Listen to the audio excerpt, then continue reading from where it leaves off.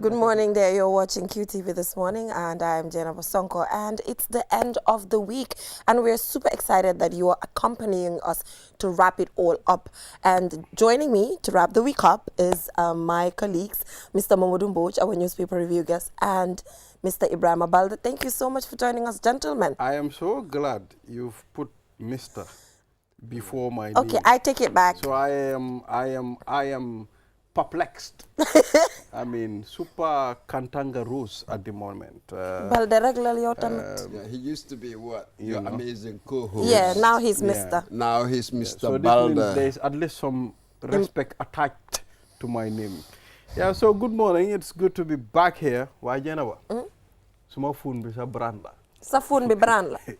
Sa phone bi ban brand la. Yo, gisuloo phone bi. Why phone bi du Samsung du iPhone? No, look at this. Bi Samsung. Xoolal jacket bi. ñetti bot. Lii du jacket yooyu de.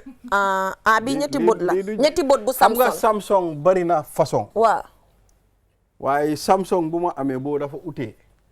Te the only way you can have it is from the showroom. Si showroom Samsung. Mooy Samsung showroom bi. Kon jeex na. Foofu ngay mën a amee Samsung yu bàyyi. So be careful of naka lañ ko brands sax lifin bi copy yuñ copy. Bari na si dëkk bi. Okay, so generally this brings us to the conversation. Currently there's a debate online, okay, because of the tariffs that the United States of America imposed on China. So when these tariffs were imposed on China, Chinese manufacturers have come out to say, for example, we can make exactly the Louis Vuitton that has been sold in the United States of America, or for example, the Burberry, the Bulgari, and the different kind of, brands or designers. So, there's a divide. There's some that is saying, oh, I don't need to buy it from the manufacturer. I can just buy the fake one. And when I hold it, it's the same as the person who's holding the original. And then some it's still not the same. We can tell it's not the original. So, Mr. Mood, are you somebody who considers designers and brands? Because there's difference between brands and designers. Are you somebody who considers, are you aware of this when you wear them? When I was younger, oh yes. We cared about what we wore, you know what I mean? I was a kind of Paul Smith kind of guy, so there was somebody like that, a slim fit. That was for me, absolutely. Yeah. So we did that. Yeah. So, but now, I'm a bit older, and the way I think about these things, that's all completely different now. Yes? So, people like to wear certain brands. It's just social expectations, social norms. It's just the way we are. Yes? But as an individual, maybe I wouldn't care about it much. Okay. You know what I mean? Yeah. Yes, I wouldn't. Maybe when you were a celebrity or you are in certain positions, maybe job demands, you know what I mean? You might look like this, that, or whatever. But otherwise... But you wouldn't buy the fake as well. What is fake? The one, see, there's a brand, somebody has a brand and you copy it. The moment you copy and make something similar and it has that person's logo, it's not it. I know what you mean. But you see, this is an old argument. It sort of first appeared in art. You see, there was a time when the original one, designed by or painted by the genius. Yeah. How is that different from the copy? Then we had somebody called Andy Warhol, brought in reproduction. You make one, we can reproduce so much. Which one is the original? But don't use that person's had and logo. The person came up with the name, came up with the identity of the brand. Mr. Mboj, I don't agree with you. Well, you see, for me, honestly, I am not a fan of counterfeit. You understand? Sometimes it's crazy. If I wear it, I am not comfortable. Because people will be looking at me like... No, nekut borom halis. People know I don't have money. They know I don't. Okay. So, suma sole tay mbuba bo xamne LV la, obviously marché jom jera wala jo xamne is fake, fum ko jende is fake. Understand? So more I prefer wearing something lo xamne plain la, but you will be surprised to know. Most of these brands, okay, these are original brands. Most of the time, you fuñ ko de defare. I watched a documentary, and they were telling me, they were saying on the document, okay, the things that you buy, you think they are bigger brands, we sell it to most of these big names. This is where we produce them. It's normal. The sweatshops. Wow, exactly. And then later, normally, they could easily from there transport to the main manufacturer. They would just add finishes. Man, mom, suma opinion moy hamna ne awma halis. Man hamna ne awma. I don't have money. Are you sure? I don't. So I always make sure. For example, shad buma solni. It's plain fabric. You can't hold me accountable for nothing. This is plain. And it's not designer. It's brand. Brand binga hamna is for poor people like myself. So they are shops for us. Come man, because of I don't have the income, I don't have the money. There's a shop that I'm supposed to walk into parce que awma halis. So they are bigger shops. It's meant for the upper class. So that's just it. What happened is, Mantam, I prefer wearing something plain. Except my watch. My watch is cheaper. So your watch is? Cheaper. It's expensive. No, so yeah. So why tam da nga gis ne society bi dañ am different people. Exactly. Am na ñoo xam ne ñooñu they don't mind mun nañ koo sol. Am na ñoo xam ne with confidence. dañoo gis LV fekk loolu mooy seen taste. ñu sol ko di dox ci mbedd bi. Léegi am nañ ay bags yoo xam ne so you can buy it for 200, 300 waaye LV lañ fa binda. Why? You can see how people react and think differently. You understand? So probably I am not comfortable wearing those.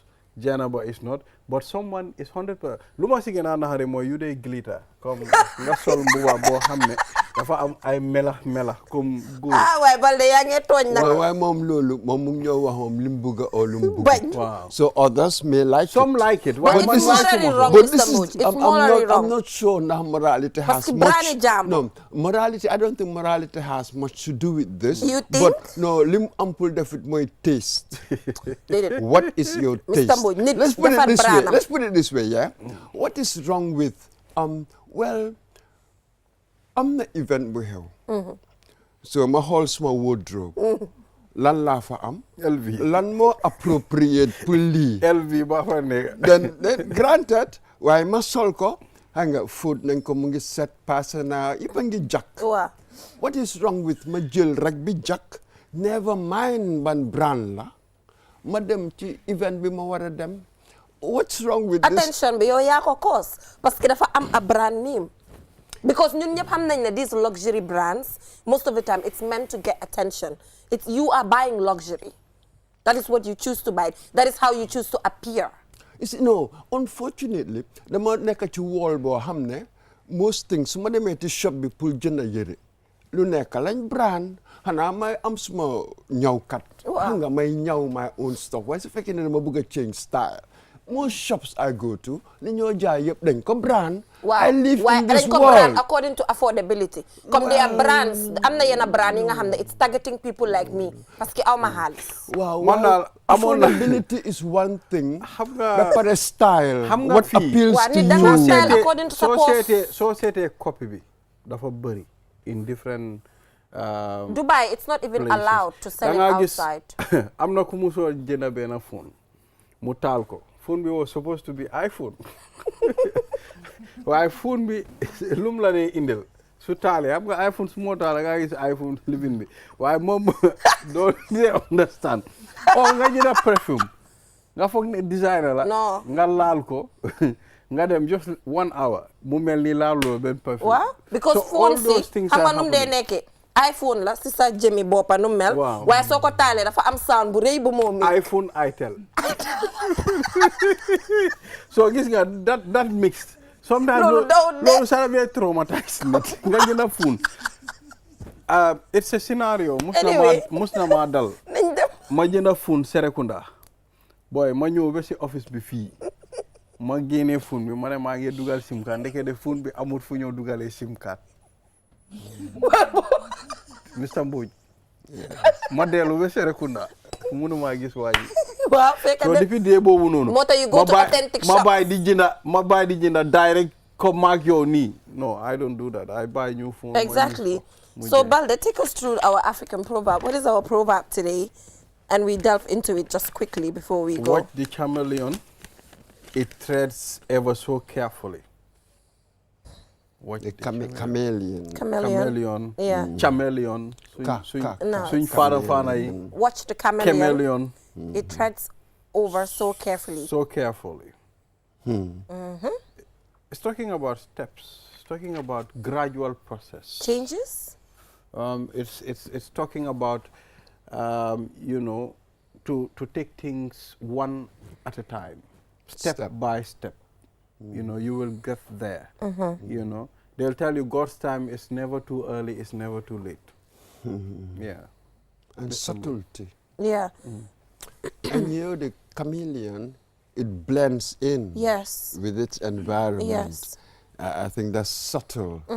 How do you blend in with things so that perhaps you get what you want to achieve? Stuff like that. Yeah. It's a very interesting. It's a form of a security. It's a very interesting sort of a security quote, proverb, whatever. Because even Sokode Hall, chameleon, few times you mako gis, so Sokode Hall, do they quickly change color? Then they gis net of they gradual. Absolutely. It's a spectrum. Yeah, it comes gradually, easily. It's not as quick as you think. Oh, chameleon, so do get fair and change automatically. It just happens gradual. It happens in a very beautiful way. So generally, beautiful things happen gradually, you know, or things that you're looking forward to happen gradually. The baby steps, and then later, it's you know, you get to blow up with the things. All of Njai Mune, Lordon Talibim, Lordon Sirinyam. You understand? Lordon Talibim. Wow. Lordon Sirinyam. Yeah. Wow. Learning comes before teaching. Why? Yeah. Feel like. Balanyo dugasi newspaper review. Hanga sometimes and they take a look at things nga hamne munges trend online.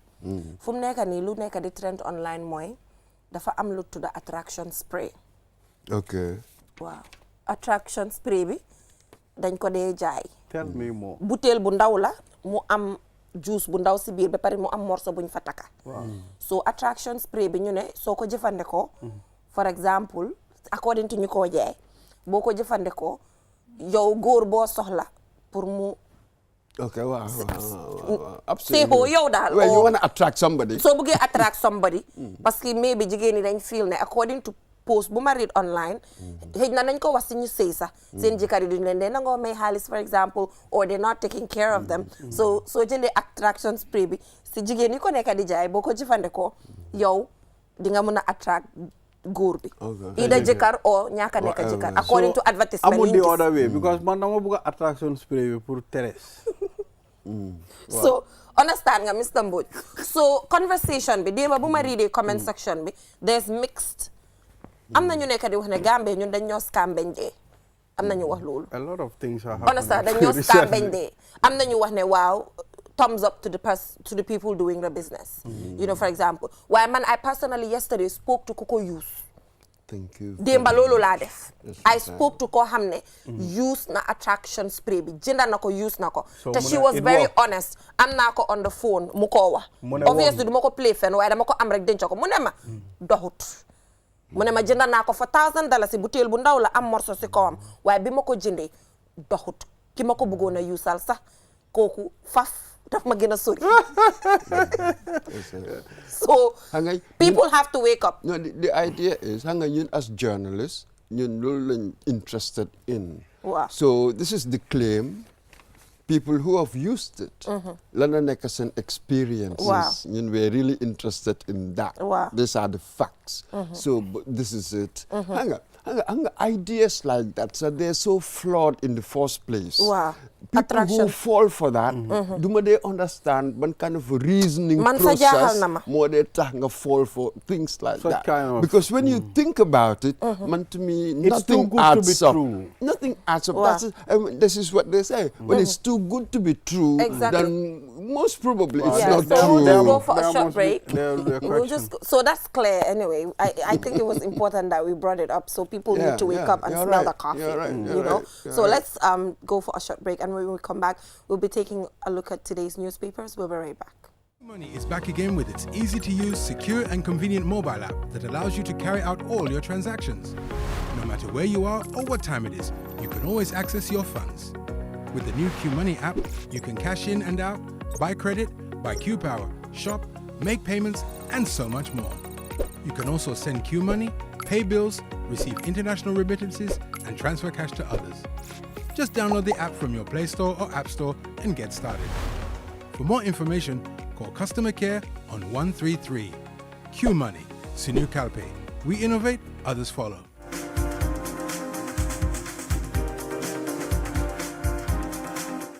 Welcome back from that short break. If you're just tuning in and you're watching QTV this morning, and I am Jenna Bosonko. So Ibrahim, thank you so much for being here. And Mr. Mboj, we actually have a guest who will be strictly talking about this, but I mean, it's on every newspaper, which is yesterday's trial of Michael Sankoria in the United States. You know, the first time that the United States of America has held accountable a non-United States of America citizen in terms of torture or conspiracy of torture. Historic verdict yesterday. Absolutely, the conviction and short trial, very quick, wasn't it? When they started, pam, pam, pam, that's it. Now I'm convicted. You know, we normally talk about sort of Médecins Sans Frontières, you know, Medicine Without Borders. This is like justice without borders. Extraordinary, under this new principle, legal principle called universal jurisdiction. Yes. Absolutely. And we've seen it in Germany with bylaw, seen it in Switzerland. And many will follow as well. Yes. So this is it. There's no hiding place anymore. You know, things are evolving to, you know, in such a way that you cannot hide anywhere. You know, there was a time I didn't believe this. I mean, when people say there is a long arm of the law, long arm I of didn't believe justice. in those things. But recently, with the bylaw case and the Korea case, I tend to believe. Oh, absolutely. These are all really recent principles of law, international law, isn't it? I think the first time it was applied, I said it the other in the day, 90s. 98, really, with General Pinochet of Chile. Exactly, in England, actually. It was a Spanish judge who made this application. So this is it. Now, gone. Yes, it's going to be a slow process, but gradually, that's it. Yeah, the long arm of the law will catch you. At least there is justice. I mean, for those... gradually, you know. Yeah, it's slow, but at least we are getting somewhere. I mean, sometimes when you talk about the justice system, people will tend to question, how swift are we? What are we going to do? I mean, the victims are complaining. Some of them are suffering. But what are we going to do? Here it is. Although it will be slow, probably some might not even witness it, but we will be there. Yeah, that's it. The idea is this, because we are seeing these prosecutions outside, and with our system is just so slow, and it has been, really, it hasn't moved much. But again, when you look at our resources, when you look at our circumstances, oh, come on, it was always going to be slow. Yeah. It's difficult You for us to organize things and that sort of thing.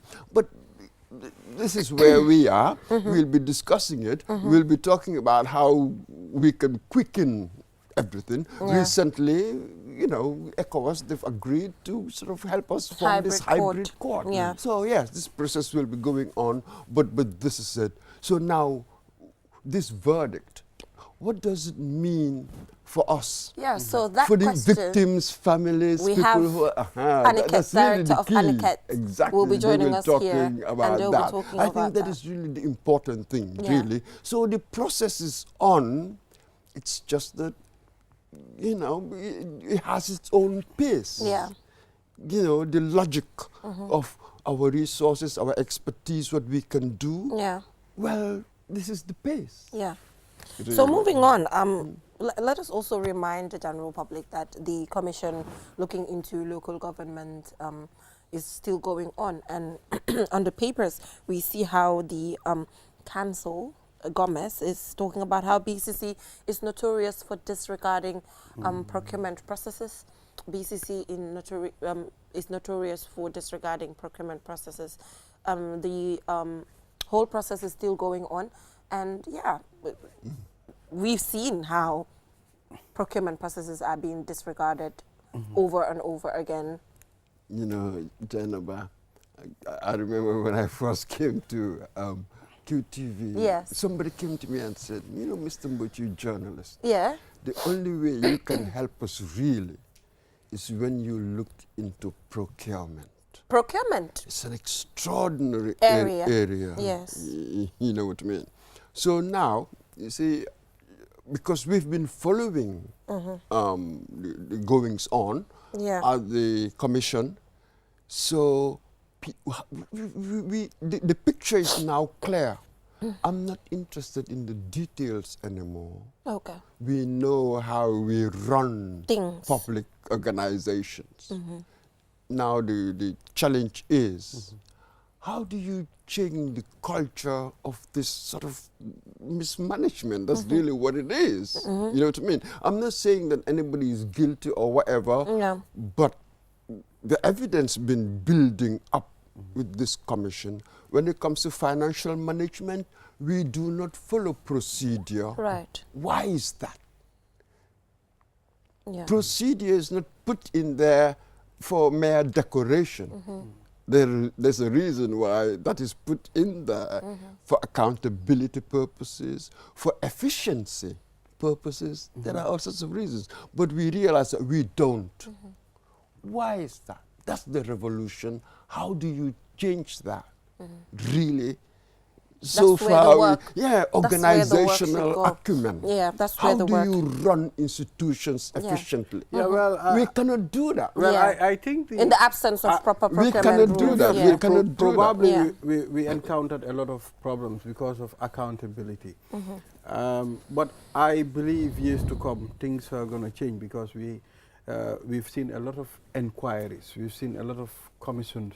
I mean, looking into the financial dealings of certain institutions and how contracts were awarded. So I think with time, you know, things will change. I mean, I think that's a fantasy. I am not. I wanted to say. I am not so sure whether processes would automatically self-correct.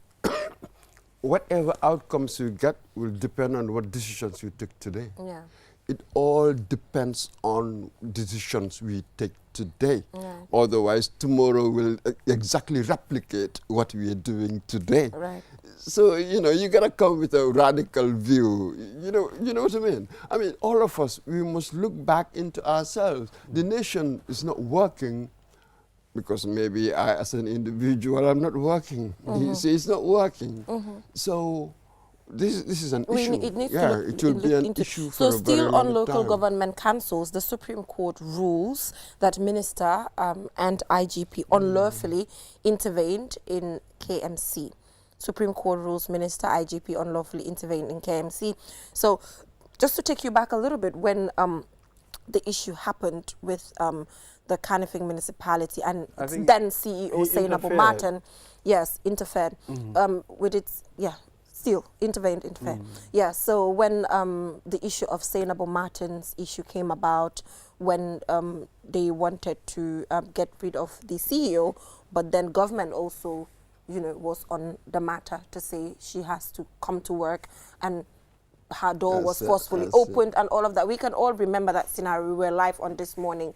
So about 2 years or a year and a half later, the Supreme Court rules in favor of the Counterfeit municipality that the IGP and the minister shouldn't have interfered in the matter. Yes, the lines of responsibility. Yes. Where do you demarcate? Yes. As it were, where do you stop boundaries, where do you stop boundaries?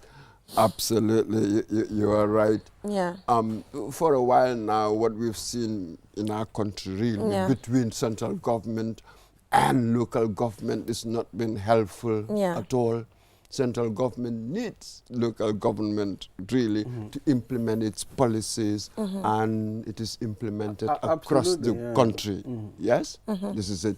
So now, thank God that we have this kind of judicial system. Fair. Where it will decide against where it needs to, it will rule against the central government, as in here, against the Ministry of Lands, what they did. So that's it. So we have to go back and really understand where our lines of responsibility, where they lie. You know what I mean? So, absolutely. Well, I think the problem sometimes is it's a matter of not knowing boundaries. I think that's the best thing we can say in this situation. I mean, because this should have been handled in a professional way, provided each and every person understands where exactly you should stop, where should be your point of stopping. I mean, otherwise these are the kind of things that will come at the end of the day. Let me tell you something, yeah. From my perspective, given the age, yeah, at some point we lost it. We knew how to run reasonably well institutions. Then gradually we lost all of that. We are in a transition. We are rediscovering how to run things properly. So you're bound to get this encounters, and then we go to the court, and then the court, and then they reset the boundaries. This is why this transition is going to be slow and very, very long. For a very, very long time. How long? We were not can't tell, appointing, Ibrahim. yeah, you cannot tell. We were not appointing expertise into the right positions. It was about party affiliation. Right. You come in there, you don't know what to do, you mess up the whole system. And it's easier to destroy than to construct. Now we are trying to reconstruct. It's going to be slow, and the courts will be extremely important in this, in redesigning boundaries in the proper way. Yeah, so Ibrahim is asking how long. We can never tell. You cannot tell. Because this is all part of the reforms. That's the judicial reforms, then legally reassigning roles. That's and, setting boundaries. And like you said, the judiciary plays a very, very important role in this designation. So what we do not like is that nothing happens. As long as something is happening and we can see tangible results, all we can do is to wait and make good use of the courts, which I think Gambians are doing now. You see, once you have democracy, people are not scared. Yes. Things will always be happening, whether they are significant or not. Yeah. Things will always be happening. It's just that few things really at any given point are more significant than anything else, but things will always be happening. The dynamism of democracy. You know? Yeah, so also woman arrested for allegedly dumping baby in a toilet. So recently, in recent times, maybe due to social media reports, because obviously now citizen journalism, we've seen a lot of baby dumping, and when you see these baby dumpings, you go on the comment section, because for me, the comment section actually helps me determine what the general public kind of thinks. Not everybody, but majority, you can tell what people think about certain things. And then when you go on, people tend to forget that there are no social protection systems. Even though we have a social protection agency in the Gambia, there are limited social protection systems whereby, for example, when you have a child out of wedlock, you know that, you will get food stamps, you will get some sort of support to actually raise that baby, because the baby is born out of wedlock. Maybe sometimes they don't even know the father and all of that. So sometimes these mothers it's not justifiable. I'm not saying it's justifiable to actually throw a baby in a toilet to take a life. It's not justifiable. It is not. Because you did not abort the baby while you were pregnant, and abortion is even illegal in the Gambia. So the fetus is already there, and it formed, and the baby is born, then it's like you killed somebody, well, a human being. In fact, the question is, you did not do that at the early stage. But you understand? When the baby was born, and you know the reason. Sometimes they do not have access to probably contraception. Sometimes we need to have these conversations. Some people do not have access to contraception or know what kind of contraception that they can use as well, because the whole taboo surrounding contraception. But PRO is on the line. We're going to come back to this. We're just going to engage PRO shortly, and we're going to come back.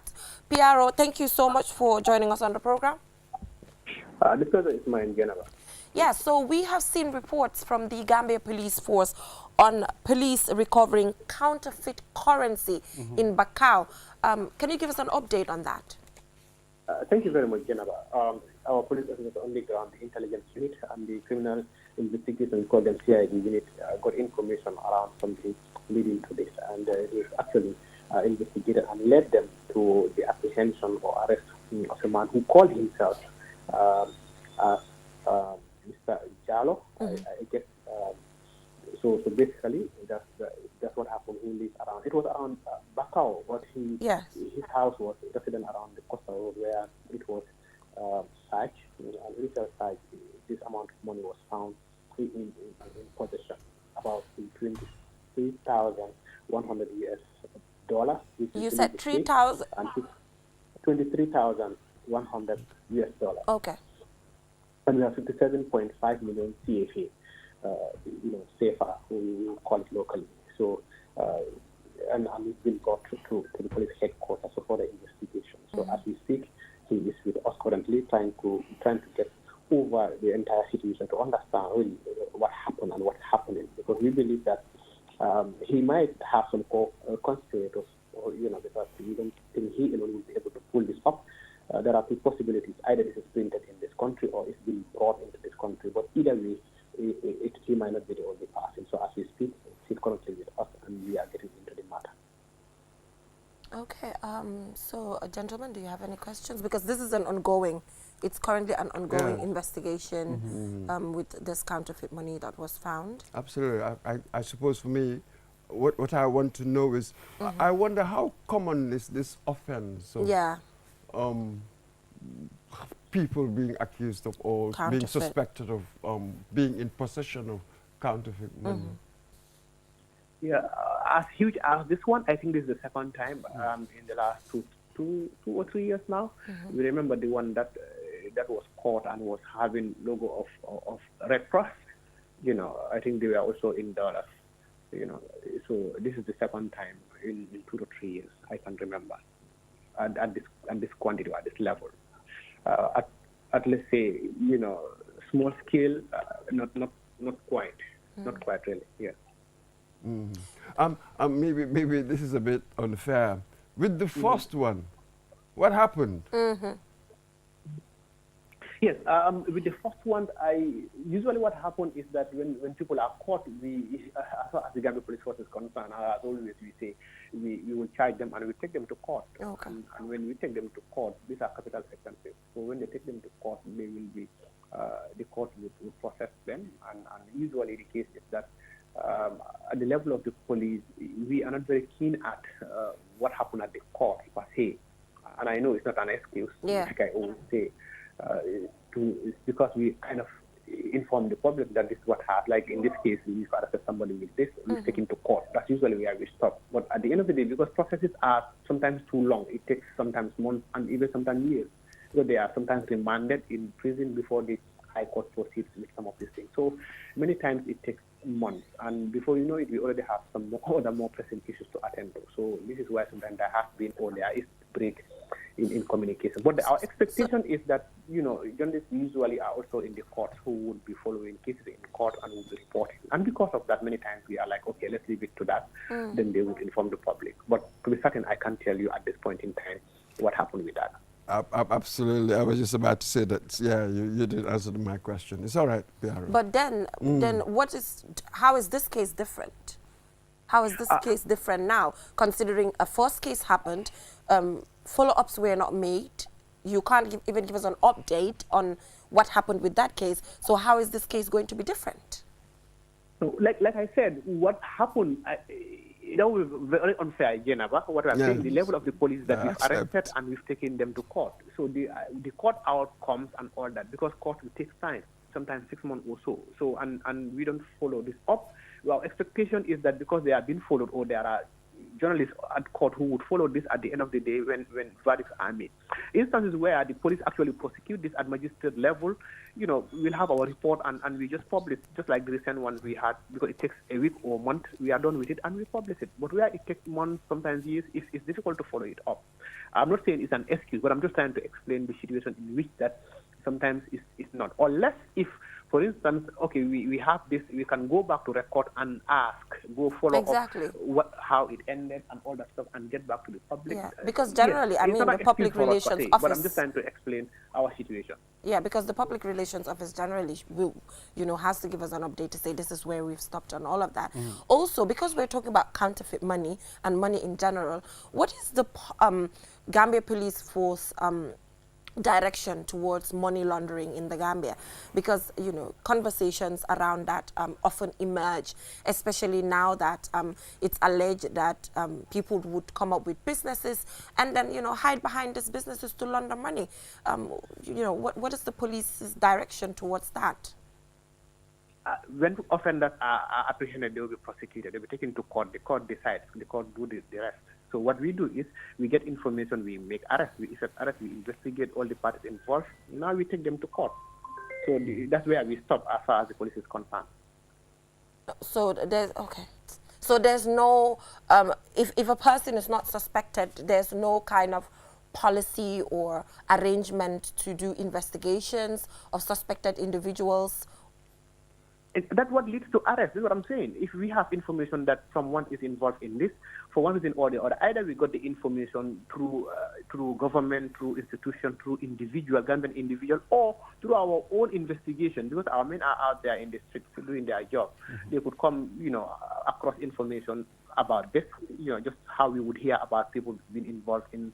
We don't have to sit. We don't sit and wait to be directed. But when we are directed, when we get information, anyhow possible, we investigate.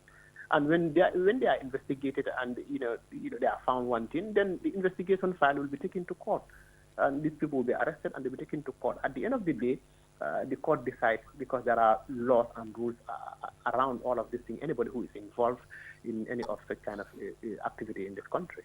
Okay, thank you so much, PRO, for that update. Although there are individuals who have been pointed at multiple times when it comes to money laundering in the Gambia, and we know them, so maybe the police is not aware, but some have been pointed at several times to see this person is doing this particular, either bringing artists or doing other things through that they would, launder money. But I mean, if the evidence is not there, you can't do much. But I feel in that area, the police has to do more with investigations and just tip-offs from the public, because the information is public knowledge. But thank you so much for joining us on the program. Jennifer, thank you for that information too. Thank you. Right, thank you. And hopefully, maybe after the show, if we can. Well, not from me. I'm just saying, public knowledge, not from me. But we know these things. Jennifer. We are in communities. We know. Thank you. All right. Thank you. Thank you so much for joining us. And moving on, Mr. Mboch, we are talking about baby dumping.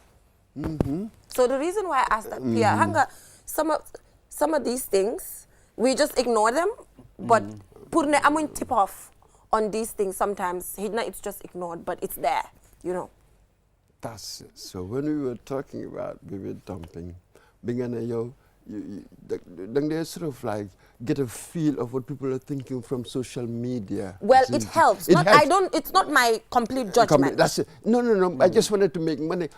When you said that, from the taxi. See, taxi. Wow, wow. In the taxi.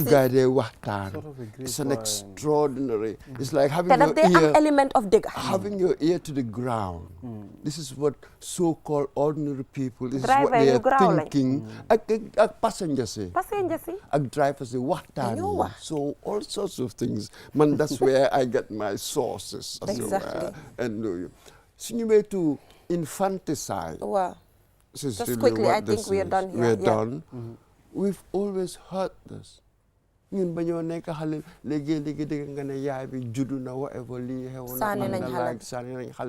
these things didn't help, especially in a society where amolo safety nets. Maybe in a society you deaf forever and you jail and all that. Once in a while it's gonna happen. How do we investigate? How do we do? How do we mitigate circumstances? But once in a while, people will do it. People will jump in. The greatest stuff, my God, that born. How can any mother do it? The moral question. The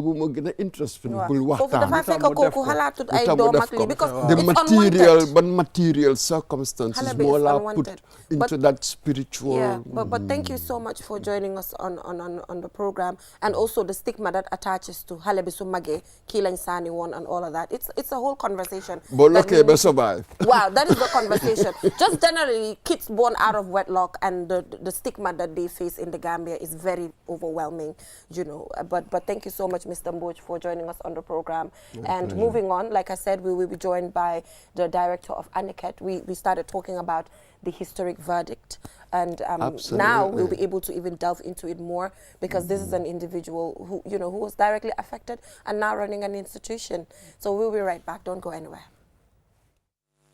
Suñu boss Qcell mooy suñu boss Qcell mooy suñu boss Soro Go ebe dawa full network suuta tili Qcell ni lafta diamla wati jamala mune diata Qcell most reliable network jumala keta wati Qcell wo quality man nyon soto jam ona manke Qcell hani be wuloni farole kono walante be bakono jala fayola network ko se taria Qcell suñu boss ñofi njeka indi 3G ñu delu taxi 4G plus and now we bring you 5G 5G first and only 5G provider suñu boss itella follow adi doron nesa keno Gambia bela nyon tawo fele Qcell ko fasunta buka busi Qcell itella molti milka kukutol nati Gambia Qcell meta lori la kiliano yele imanyina amanda wala itella ka quality dila dadi ma itelle silo wala wodol mume be keno ma Qcell suñu boss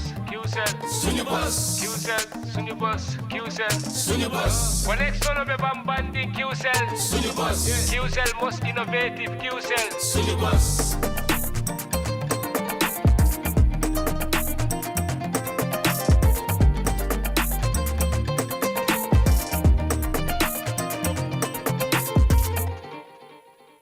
Kiwmoni arti webi nafitora gol no yawi te non kadi no moƴƴi Kiwmoni a wawa wadde piiji ɗin fow kala ko wonɗa wattu kala a wawa e hendade mbuudi maɗin e o Kiwmoni app kesong a wawa e nattinde mbuudi ma ɗum yaltina soda crédit soda kiw paɓa soda ko falaɗa te non kadi wawa hen yoɓude himɓe e ko heewi ina wawi kadi nuldude Kiwmoni yoɓa bilji maɗin te non kadi hendoɗa mbuudi ko yaasi nulda himɓe kadi mbuudi fi nafitoragol ɗum no weeɓi yahu ka play store ma ɗum ka app store fi wawa fuɗɗade fi heɓugol hen ko laaɓi noddu Kiwmoni customer care e 133 Kiwmoni suñu kalpe minen udditi lawol ngol si woɓɓe jokki Kiwmoni e muruntananne koteke anilañi mobile app sone yaringo alanna yata ndum e se kuwol be keno ibe dawoda wati o wati e se munafanno ila kodola anin Kiwmoni la ñim mobile app kuto e se kodo dundino ye kodo fintinde e se credit ko sanno ye Kiw power sang ye fengol sang ndum fanan e se mol jono anin ku jamalu e se Kiwmoni kino yela bilol jo ndum fanan bantala banko se kodo kiyeno e se kodo fanan kino do kotenge pour que munafanyina a download sign play store anin app store ni laftaka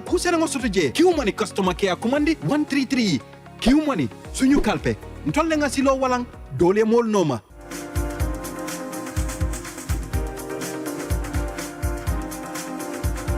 Back from that short break. If you're just tuning in, you're watching QTV this morning, and now we're joined by Sirandao, who is the director of ANICET. Thank you so much for joining us on the program. Yesterday must have been an exciting day for you, watching from afar from the Gambia in the United States of America, that historic verdict against Michael Sankoria. And how did you just feel yesterday? Before we get into the case itself, what were your emotions yesterday? What was your state of emotion when the verdict was declared? Yes, actually it came the day before yesterday, in the night time. Yeah. Around 8 o'clock, 9 so time. Because of time difference. Because of time difference. That's when we had the news. Of course, as you're aware, some of our people are on the ground, civil society and journalists and people from the government are on the ground in Denver, Colorado. So we have a WhatsApp group that, you know, as soon as the verdict came out, we got the message. It was definitely a moment of elation for all of us after so much stress, so much work being put into it by all the partners. Definitely a very a moment of elation that we're just running around, sharing in all the groups, sort of the victims groups and all the other partners who we're working with. Like you mentioned earlier, a historic verdict for sure. But you know, I don't want to be overcovered. We were almost certain that this, because there's so much overwhelming evidence against Michael Correa that we didn't see this going any other way except this way. The only thing that didn't come through was one of the charges being dropped, which is the charge on Bunja Dabo. Because so instead of 7 counts, now it's 6 counts. So that's the only difference. But for us, we're pretty confident that the evidence is so overwhelming that this would come out this way. But again, definitely a profound moment for the victims, not just for the victims of torture, the direct victims who were there, but victims in general that, you know, as they say, the wheel of justice grinds slowly, but surely. And, you know, it really, you know, raises out your hopes that these people will not get away with this, especially those that have left the jurisdiction and are in other countries, that they will not get away with this. And having that sense of solidarity, not just nationally but internationally, in this global sense of solidarity. I was going to come to that. I'm not cutting you off, but the fact that the United States of America has never actually, you know, held accountable a non-citizen. You know, this is the first time that it's happening, that they're holding a non-United States of America accountable for torture or conspiracy of torture. You know, what message does that send? It sends a very strong message, like they said yesterday in their press release that, you know, if you commit these crimes, don't go to America, as they say, don't go to America. But it's a very strong message that you can't get away with it. What I keep saying is that I think the world is really having less and less appetite for harboring some of these criminals. So we know some of them have left the country and in other places, but we've seen the successes. Gambia in particular, we've seen Germany, we've seen the cases in the case of Usman Sonko in Switzerland, and now in the US. We know some of them are out there in other countries, and so we'll be working, doing our best to try and get the other countries to work with us and you know, take up the responsibility that they have, that as per international law, to prosecute these people when they find them on their soil. And so we want to know, why was this case so important to Aniket, and what support have Aniket provided throughout the process? Well, I mean, for Aniket, our focus is on extrajudicial killings and enforced disappearances, but of course we work with all victims. In the case of Michael Korea specifically, you know, Aniket, the founder and executive director, is Nana Jondao. She's the daughter of Sol Ndao, who was abducted in Senegal along with Mahawa Cham back in 2013, disappeared. And we later found out through the TRRC that he was killed, they were killed in Kanilai. So Michael Sankwari is actually one of the junglers who is held criminally liable for the killing of Sol Ndao by the TRRC. So he has about 11 people that he's been, you know, alleged to have been part of their killing, and 12 people that he's been alleged to have been part of their torturing. I think only 6 of them were taken by the U.S. So the U.S. did not take those cases up because of the certain legal issues. They did not take that cases up. They only have the Extraterritorial Torture Act. They do not have a law that allows them to prosecute for extrajudicial killings or enforced disappearances at the moment. So definitely a much of interest to us that Michael Sankoria is held liable. Well, it is not for the crime that you know, it is related to that directly impacts us, but generally he had a hand in it. So at least he's being held accountable on one charge. That he's not getting away with that. So we're very happy, and that's been really one of the our reason for supporting, not just for the prosecution of arrest and prosecution of Michael Korea, but all of them who have been found criminally liable by the TRRC, to really make sure that justice is done. We know that, you know, justice is a very key element in the process. In not just for the victims, but as a country, we must reaffirm our commitment to rule of law. We have to end impunity. What does this mean to exile perpetrators?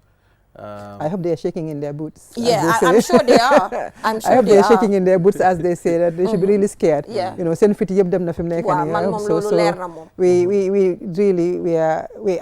not relenting, no matter how long we take. I always try to give the example of Hissène Habré. You know, a very powerful man at that time. I think at that time he was probably more powerful than Yaya Jammeh. He was away from enjoying himself in Senegal for such a long time. The arm of the law eventually got to him. Is this a message to Jammeh himself? Jammeh and all of them. For me, Jammeh is the biggest fish. But we have seen, we cannot just focus on Jammeh. The Jammeh had enablers, and we cannot put our eyes off of them by focusing on Jammeh. So Jammeh, yes, for me, Jammeh is just one of them. Yes, he was, you know, the command and responsibility and his position and his authority at that time. He be bigger, but he's just one of them. One of many people who have done very, very bad things to people. And you know, when you see the impact, we work with as you continue working with the victims on the ground, and you see the impact of these violations on these people continuing on, and they're not just them, but the impact on their families and the next generations. It really, really cannot cannot be downplayed. You know, we cannot oversimplify the matter and just, you know, try to brush aside justice. Yeah. We must avoid revenge and retribution. In the Gambia here, such a very small country, you have the children of victims and the children of perpetrators in the same schools, in the same communities. Wow. What is going to happen if there is no accountability? Yeah. Right? Sa papa more on small papa. Yeah, that's then papa, as your papa is my small papa there, you know, your papa and you walk around, nothing has happened. Yeah. You know, these are things that sometimes we tend to forget in the midst of it. You're talking about numbers and talking about this. We tend to forget the human aspect of it. Yeah. That people need to tackle. Wow. So what can Gambian courts learn from this? Sometimes our processes are very slow. Yes. And, you know, it affects a lot of justice process as well. Yes, and I think the PRO alluded to that in his speech earlier, that our court system is very, very slow.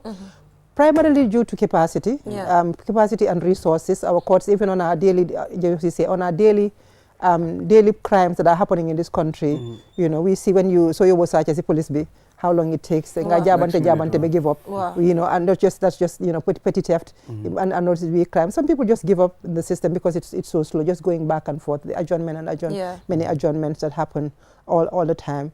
But then you want to add to it now a scale of 22 years of violations. That scale. And that is why the special courts are being set up to be outside of the normal part of the system. Otherwise, there will be a crash if we want to do the entire thing. Let's also talk about the reparations process, because recently we've seen President Adama Barrow officially swear in the commissioners of the Reparations Commission. You know, what message does this also send? Because just recently we had Fantanka here who were talking about the April 10th student massacre and talking about how, you know, some of them have not received, you know, any form of reparations yet, and they're dying gradually.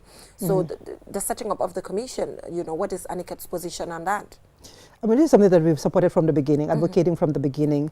During the TRRC, as you're aware, TRRC did interim reparations as part of their mandate. So one of the R's was reparations. So they were mandated to look into and award interim reparations, which they did. Reparations in the form of monetary compensation, reparations in the form of medical support, education support, and livelihood support. So they did that as part of their mandate, and unfortunately, one of the things in hindsight that we didn't do the process was being set up like residual mechanisms that will allow these things to continue. So as soon as the TRRC ended, there was nobody to continue. So everything stopped. So those that were receiving medical care from the TRRC, and immediately it stopped at that point, because there was no residual mechanism that in hindsight we learned, you know, it wasn't factored in. And then there was a recommendation by the Truth Commission to set up a body that will take over this process to ensure that the reparations that were recommended, which includes the searching for the remains of those that have been disappeared and making sure that the remains are identified. All those things are part of the process. I wanted to ask, since the TRC ended, the political will, is it there? Well, I would have to say yes, because we have to say yes, because things are moving. Michael Sankoria case. Well, yes, Michael Sankoria was being prosecuted by the U.S., but the government participated, you know, in the sense that they provided the information that they need. It's the same with the Michael's, the Usman Sonko, and we've seen also the setting up of the special court. The domestic court has been set up in January, and we see the work that the government has been doing with ECOWAS. With ECOWAS, and having that agreement now to set up the special tribunal that will allow us to try international cases. We've just seen the recent swearing of the Victims Reparation Commission. This is not something that the civil society can do. We advocate, and the government has to implement. So yes. And finally, the Yankuba Toure as well. You know, he was supposed to be hanged, he was sentenced to death by hanging, but this has been commuted by the Supreme Court to life imprisonment for the killing of Koro Sise. I think all of these things as part of the judicial. For Yankuba Toure's case, is the trial process fair? I mean, I just want to know from your own view. I mean, yeah, I would say so. I mean, he was found guilty for a crime that we believe that he committed. So for me, it's fair.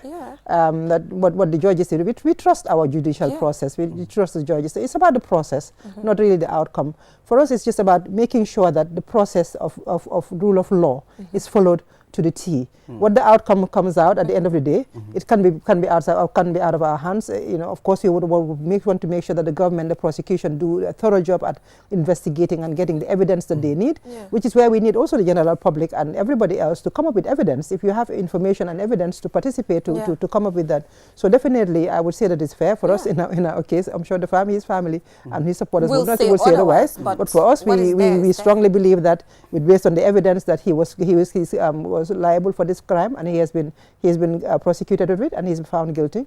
So for us, it's fair. And also even the community. With Kanye's testimony. With Kanye's testimony, the TRRC, and not just Kanye, so many others, and even the commuting of this life sentence. I think, based on what I read, that legally at the time that he committed the crime, the death penalty was not applicable. So we trust the judicial process, and we go with what they have. So we definitely are generally what they have. So before we leave quickly, let's also talk about the memory house. How sustainable. Just recently I was thinking about it, of visiting again and just kind of reminding myself as part of the whole memorialization process. How sustainable is that memory house? Eventually, is government going to take it over, or what? Well, for us at Anaket, in Memory House, we wouldn't want government to take it over, in the sense that we want to make sure that victims have control over their story and their voices. With government support, yes. With government support, yes, because that's what prevails in other countries. Memorialization efforts are supported by governments, and they have the subventions that they're given in some cases that they're supported, and of course general public donation. South Africa. Yes, in South Africa. In South Africa, you have the Apartheid Museum, for example, is being supported by corporations also. So it's a collective social corporate responsibility. They are the ones that are supporting the Apartheid Museum in South Africa. So those are things that, as a country, we need to have this conversation. And a national task force has been set up. A national task force on memorialization has been set up recently, and they're working on these different strategies on how do we sustain this. So how sustainable we are all working, and Anaket and all the other victim-led organizations and different entities, National Center for Arts and Culture, the ministries, different relevant entities are part of that that task force, looking at a national strategy, what Anaket is doing, what the Solar Foundation is doing, what Fantank and what the government is doing. How do we put it together? What do we want as a consultation first? What do we want? How do we want it? And of course, that question, very important question, how do we sustain it? Very key, because this should be a permanent, it's a permanent structure, like we have permanent structures, and not just that, but really intentionally placed so that, and not just in the Greater Banjul area, but also decentralized, countrywide, decentralized countrywide in different forms, in different communities, so that really we have that reminder and that strong education element in our communities that remind us, as I always like to say, how not to do bad. Yes. Really. Yeah. But thank you so much, Auntie Sira, for joining us and the amazing work that Anaket has done over the years. Thank you. So this is collective work, really. It's Anaket is been part of it, but really the victim-led organizations, and which has culminated into the Alliance of Victim-led Organizations, AVLO, and our partners around other civil society organizations through Tango. Really, the flag in the beginning, for example, flag were one of the key advisors when it comes to the Victim Reparations Act, when the acts that we are doing. So they are all very critical. The Gambia Bar Association. So all civil society really has been very strong, and I think Gambia has been recognized actually in the role that civil society has played in this transitional justice process. We have so many countries that are coming to Gambia and trying to learn from us what we did to get to this point. Because other countries, like we see what's happening in Liberia. Liberia is still yet to after so many decades, still yet to set up a special court also for the trial. So really, it's been a collective effort, and we really have the strong support of the Gambian public.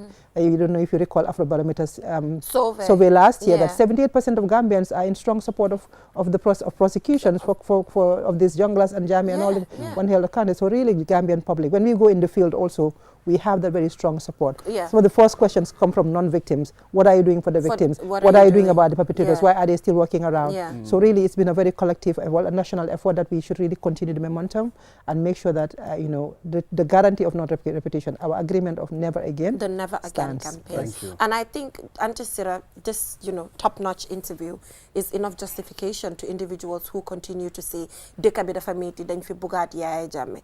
At the end of the day, deka bi lu metti. I feel like that they're unfair when I hear people say then for Bugad Yaya Jammeh. Remember, Auntie Sarah, I'm not point bo make, and it's very clear, and we need to remind people again and again. Perpetrators and victims nyungi in the same society. So it's completely unfair pour yow tay ku ray sa papa o ku ray yaay jambur o papi jambur ngay nan nañ ko indi waat Gambia. So sometimes comme noko way fok ñu jox ko that human touch, that emotional, you know, touch, fok ñu jox ko suñ ko joxe di nga mëna remember sété ko sa bopa. Te ñi nga xam ne nekkuñ direct victim sax dañ ko reew ay victim lañ. Dañ ñu daan forcer ñu dem teeru Yaya Jammeh. Dañ ñu daan miss school hours. All of those things indirectly bokkoon na ñun tamit ay victims lañ.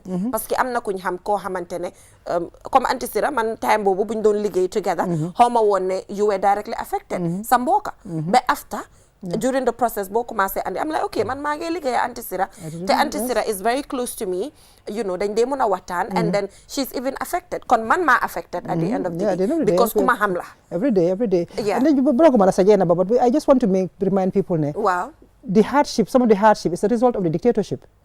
Because we have 22 years of our system breaking down. Exactly. So that set us back a lot. During the Jammeh regime, many investment left this country. Wow. So our development was retarded. Many things happened, and aid, and even our education system, our strength. We talk about the judiciary being affected. We talk about the security sector being affected. All of those impact from the dictatorship. How many of our experts left this country? Ñaata nit ñoo xam ne seen borom fi ñu ba jógee dëkk bi dem génn dëkk bi dem feneen. That impact. Loolu foog mu manifeste rek fi mu nekk nii. But it's part of one of the reasons why so mu di gën a naxare. Gis nañ Jaane commission bi ñaata xaalis lañ fi yaa xam. So loolu yëpp ñu war a fàttali ko rek ne loolu is part of the problem bi ñu Yaya Jammeh bàyyee la moom la ñoo jànkuwante ni appreciate nañ sa ñëw bi torop and keep up the good work. So we will just go for a short break, and when we come back we'll be taking a look at how Evergreen Farms is now harvesting apples in the Gambia. We all know the benefits of apples, you know, serving as an antioxidant, helping with your digestive system, and now we're able to harvest it in Gambia. We do not have to import it. Eventually we might head there. So interesting conversation coming up. Do stay. Mobile app bu bees bii orna gaaw na te it mun nga koo jëfandikoo pour def ci loo bëgga foo mun di ne waxtu bu ne mun ngaa jot sa xaalis ak Q-Money mobile app bu bees bii mun ngaa dugal xaalis génnee xaalis jënd si crédit jënd si Q Power jënd loo bëgga ak yu bëri mun nga ci yónnee Q-Money fay sa bill si jot xaalis bitim réew yónnee xaalis ci noo ko bëggee looy def yomba na downloadal app bi léegi ca Play Store bu dul loolu App Store pour nga door pour am si lu leer koolal Q-Money customer care si 133 Q-Money suñu kalpe ñoo xaali yoon wi ñeneen toppa. Q-Money is back again with its easy-to-use, secure and convenient mobile app that allows you to carry out all your transactions. No matter where you are or what time it is, you can always access your funds. With the new Q-Money app, you can cash in and out, buy credit, buy Q-Power, shop, make payments, and so much more. You can also send Q-Money, pay bills, receive international remittances, and transfer cash to others. Just download the app from your Play Store or App Store and get started. For more information, call customer care on 133. Q-Money, Sinu Kalpe. We innovate, others follow. QCell mooy suñu boss. QCell mooy suñu boss. QCell mooy suñu boss. Soro go ebe dawa full network suta tili QCell ni lafta diamla wati jamala mune diata QCell most reliable network dumala keta wati QCell wo quality man nyon soto jam ona manke QCell hani be wuloni farole kono walante be bakono jala fayola network ko se taria QCell suñu boss ñu fi njeka indi 3G ñu delu taxi 4G plus and now we bring you 5G 5G first and only 5G provider suñu boss itela follow adi doron nesa keno Gambia bela nyon tawo fele QCell ko fasunta buka busi QCell itela molti milka kukutol nati Gambia QCell meta lori la kilianol yele imanjina amanda wala itela ka quality dila dadi ma itele silo wala wodol mume be keno ma QCell suñu boss QCell suñu boss QCell suñu boss QCell suñu boss connection be bambandi QCell suñu boss QCell most innovative QCell suñu boss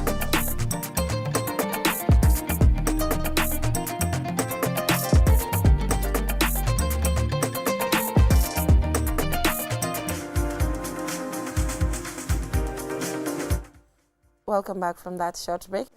And you're watching QTV this morning. So like I said before we went for the break, Evergreen Farms is now harvesting apples in the Gambia, and like I said before we went for the break, apples are it's a very, very good fruit when it comes to digestion, serving as an antioxidant, and even some researchers have gone the extra mile to say apples help defeat some cancer cells. So now that we're able to have it in the Gambia, harvested here on Gambian soil, we're joined by Suleiman Job, who's from African Food Network Enterprise, and he's about to tell us all about harvesting apples in the Gambia. Welcome to the program, Mr. Job. Thank you very much. My name is Suleiman Job. I'm the CEO and founder of Africa Food Network. We mainly focus on apple production and other exotic fruits that we've now introduced in the Gambia. And not only growing, but we're making sure farmers here in the Gambia can access the seedlings too. To also grow those products. Yeah, previously, while we were growing up, all of us used to say, apple, munuta Gambia, strawberry. Our soil is not good enough. All of us used to be so excited about these fruits because it used to be so rare. Apple, so now that, after trial, how was the trial process of trying to, harvest it in the Gambia? Yeah, actually, a lot of people didn't believe. Still, a lot of people don't even believe.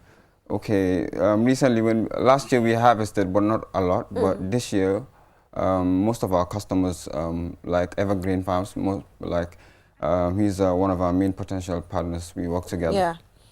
So the people don't believe that. Okay, these apples and strawberries and grapes, so on. We have some other fruits we're trying.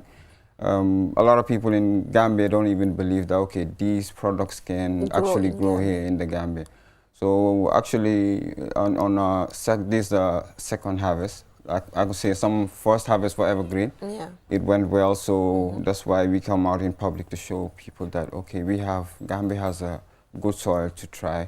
And it's a matter of time for Gambia to move to another step of agriculture. Yeah, I was going to come to that.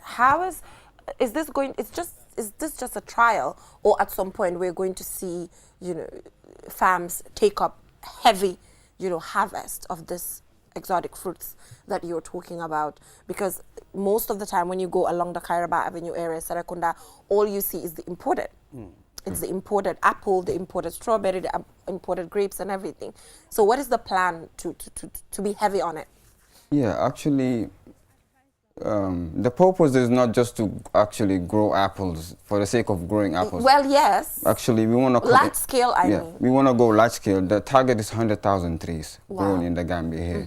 So we have already, we've got our land already, so partnering with Evergreen Farms as well to grow those 100,000 trees. We want to cut the importation.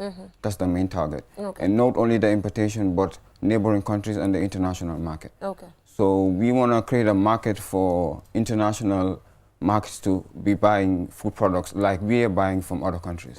So I feel like it's time for Gambia to get to exporting products to other countries. So how's the taste of the apple? Weird question, but I mean, wonderful. Because it's about the doubt that we are talking about. Because of the doubt that exists, people will be like, how does the apple taste? Normal apple that we buy or we export? How does it taste? I should have brought You should have brought. Exactly. You should have brought few for me to try on the show. Exactly. I should have brought few for you to try out.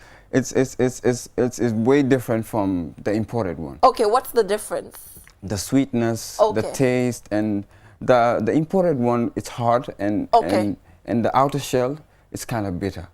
This one is sweet because it's organic. Sweet altogether. It's because it's organic. Because these apples, it's one of the best I could say. It's the best I could say. Because it takes a year for you to start harvesting. Yes, I wanted to ask how long does it take for you to harvest? So this apple is called the Wambuga apple. It's originally from Kenya.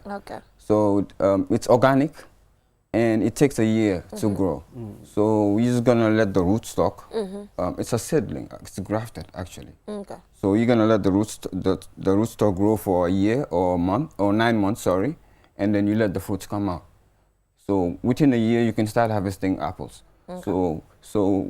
It's I think that's a quick process. Yeah, and also I wanted to find out about, how difficult or easy is the whole 1 year process before harvesting, because obviously if it involves the cost of the process, if it's too much, then farmers might not be willing to venture into it. So how is it? Does it need extensive irrigation facilities? And you were talking about organic, what does it actually entail in the entire 1 year before the actual harvesting period?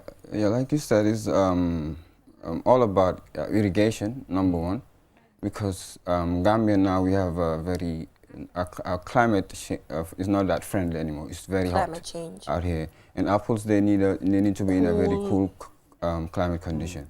But our product is a very good product, so it's a little bit climate friendly with kind of Gambia. resistant. Yeah, it's resistant, so it can work in even hot climates. Okay. But we have a way of preserving the trees on our precautions to take care of the trees in hot climate areas. Okay. So we teach farmers we sell our seedlings to on how to grow the trees. But because normally we haven't started making the seedlings here, so it's a little bit expensive. I normally fly all the way to Kenya to get the trees here for farmers to get access to it. But we are planning to start grafting the trees here in Gambia to reduce the cost and accessibility, because most of the farmers can access it normally. They normally order in bulk. For example, those going in large scale. So it's a little bit difficult, but we're planning to open up a proper what's it called, nursery system. Nursery. Yeah, so to propagate the seedlings to be selling farmers. So do you have experts, for grafting? Teaching farmers on how to do the grafting? I have some people, some customers I'm working with. They do grafting. So we're looking forward to work with them and probably the university to introduce this method of agriculture that we brought here, because we don't only sell apples, we have some other seedlings to give out to farmers to try. So you're telling me time will come, we'll get apple trees in our homes? Exactly. And you know what, I'm glad you talked about education, because we all did agricultural science back in high school. I love agricultural science because, back in grade 9, I knew that I needed to have a good aggregate to be able to go to Nusrat High School. So I selected, obviously, subjects I knew I can have A. So agriculture, it was part of the subjects that I had an A in because I knew I could get it. But right now, if you bring a farm in front of, there's not much I can do because everything was theoretical. Practically, mixed farming, telling us what mixed farming was, what crop rotation was, theoretically like that. Yeah. So I'm glad you mentioned schools. Are you taking it to that level to ensure that the whole? Actually, we need to get the students, especially in the university, to know about this and do research, because I normally go to Kenya because I have my partner is there. I'm the main distributor in Gambia and West Africa. So the University of Kenya, they're doing the same. They're doing research on the apples. Nice. And they've grown almost 700,000 trees. Wow. So which I want to do the same in Gambia here as well, for students in the university or wherever studying agriculture can do research on not only apples but tangerines, all imported fruits actually, because we have most of them, tangerines, grapes, you name them, we all have them on our list, and most of the farmers here are trying them now. So the grapes is successful now, the apples are successful, so probably we're waiting for the tangerines. Those are the imported ones they sell around here. So those are the ones we target, and we're looking for potential farmers who are ready to grow on a large scale, and then we see how best we can partner with them to grow on their farms. On their farms as well. Yeah, this is really good, and we wish you good luck on this journey. Like you said, the University of Kenya, they're doing their research. So we hope that as part of the curriculum review that we see from the Ministry of Basic and Secondary Education, they will look into the agriculture syllabus, yes. like I mentioned. Practically. The practical aspect, because we all know the crop rotations and whatever. True. If you ask me, I can give you the definitions. Because like I said, I had to secure an A. So it was because I had to pass, not because, you know, going into the field. Going into the farm and getting the theoretical aspect. We used to have something like gardens, but not as exam la one rek. Yeah, but I think now the schools are now improving a little bit. I've seen some schools. Wow. I think there's a British school in Kotu. They have a kind of garden and roast and it's proper. Yeah, they're trying a little bit different from before. Why I went to before international schools though, but we do agriculture in classes. That's it. We don't do the most. Okay, ban school la sir? I went to Wise and I went to Fansa. Demon High School. No, sir. Did it primary? No, junior school, St. Teresa's.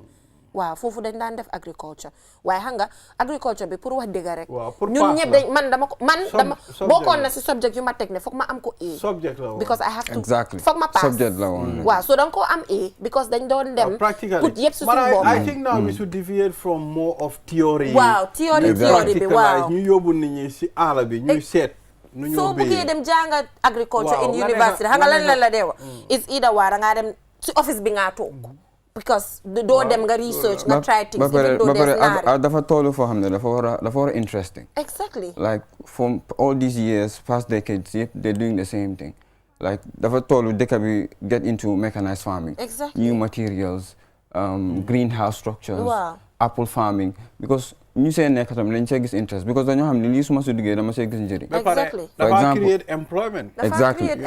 It's gonna make people right now people want to farm but xamuñ lu ñoo béy. But so if we create like this new market of bringing these apples and see how we can empower people to get into it. Dañ am benn notion that okay there are certain things they don't grow here. Let's talk about pineapple. Wow. Pineapple people believe to fi de sax why soo ko tryee mu sax. non gis nañ kii sax góor bi fàtte naa turam kooxoon nañ ko naka la tudda jigo gaay bi mu ngi koo def ba pare man si suma gis-gis mooy dañ war a normalize xëy na sax nga am sa kër comme in other countries kër boo dem dañ dee mën a am garden things like kaani daf dee ji normally kaani tamaate doom boobu danga koo sotti rek mu jiyal boppam.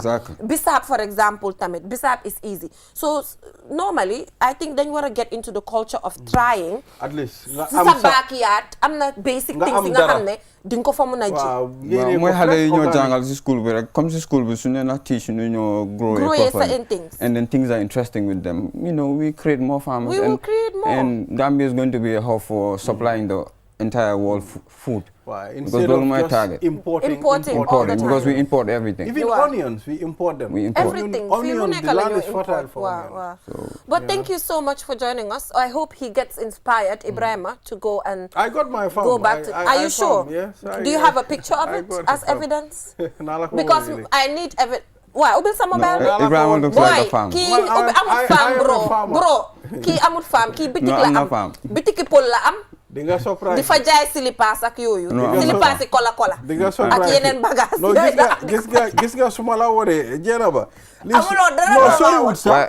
Amul dara. Li si femme bi laa demoon. Are you sure? Gisuloo. Waaye femme bi dafa dee di. No, waaye dee fan. No, we're here for people like Ibrahima. Si yooni femme bi la. Waaye amul dara femme bu dry bi nga xam ne dafa mar. Femme bu mar bi. We are just tilling the land. Why we're here for people like Ibrahima. Like I was saying, we're here for people like Ibrahima. Ñoo xam ne bëgg nañoo get into. Te amuñ the technical know-how. Amuñ luñ bëgg xamuñ si lan la ñoo get into. We have the likes of apples, hash avocados, grapes. We have a lot of varieties. Okay. So koo xam ne bëgg naa dem on large scale mën nañu xam nga rek we can get into apple or tangerine loo xam ne bëgg nga ko supply si dëkk bi grapes. Bro bu leen dugal kii si seen détail de. No, kii faamut. No, dafa béykat la. Anyway, thank you so much for joining us on the program and good luck. Thank you so much for the amazing work that you're doing. I think in the next few years comme noo ko waxee rek war nañoo mën a am apple si kër yi dem rek bu di benn apple yéen. Te comme ni ma ko waxee there are health benefits to apple that we actually underestimate. And you can research this thing, digestion serving as an antioxidant. Researchers have even gone to the extra mile to say it can help with growing cancer cells. So these are research that are actually been done, so you can go check it out. Most of these fruits are actually good for our health. We don't consume them. you know, roughages ak yoyu nono. So that tends to affect us because carbohydrate and protein every day is not, you know, it's not good enough. So we have to get that culture of eating fruits and harvesting them in Gambia. So Ibrahim, have a nice weekend. Tomorrow is Friday. Tomorrow is Nanburu Day. Good Friday. It look like Good Friday, Nanburu Day. And you know what? Yes, luckily, we have Teres and Eliza filming us right now. So Teres ak Eliza yéen a ngi jàkkaarloo nag ak ñun. Make sure Nanburu bala li leen war def leen ko. Ana Mr. Cool. Nanburu bi dee dafa juuf. Ba yow da nga am ku la dee indil normally. Wow. Okay. Wow, waaye bëgg naa this time ñoom Teres indil. ñoom Teres ak ñoom Eliza. So we're wishing all Christians. It's called ñun Nanburu Day lañ ko dee waaye it's called Easter Friday. Easter Friday. Good Friday. Good Friday. Wow, it's called Good Friday. So we are wishing all our Christian brothers and sisters a happy Easter Friday as well as Easter Sunday, Good Friday and Easter Sunday and then Easter Monday. So I think a public holiday will be announced accordingly by the ministry. But yeah, do what you have to do, our Christian brothers and sisters. To baski bum jote defante nañ. Correct tamit the same thing. So ñëw leen seen time yi feye ko moo jot. Mbaarang de meye yàppa. Ku meye wut yàppa doo am Nanburu. Jëndaluma leen béy fii. Tobaski fii jëndoon naa béy fàtte nga. Ana suñ béy bi. Mr. Diop mbaarang de am Nanburu. non man du ma dee am Nanburu. Lu tax lu waral lu ñaaw doo di joxe ndawal. dama dee joxe di waaye du ma dee gis Nanburu. Christian si nag nañ waxante ne suñ brothers and sisters yi ñoo far. ak ngalax bi ñoo far def leen li ngeen war a def su boobaa am na ñoo xam ne dañ dee joxe excuse naan hey du ma defar this week dama bàyyi ba next week di fàtte suma jabar suma jabar balance daf ma dee indil Nanburu. balance la tudda. waaw suma néebo la. Eliza moom mosu fee indi nag. Eliza dafa am njëriñ.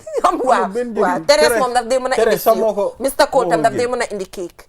so ñu ngi leen di Cole daf dee indi Nanburu. daf dee indi waa baax na. so we're wishing you all a happy Easter. Thank you so much. Get to enjoy safe and sound. We're together in this. So bye for now. Bye.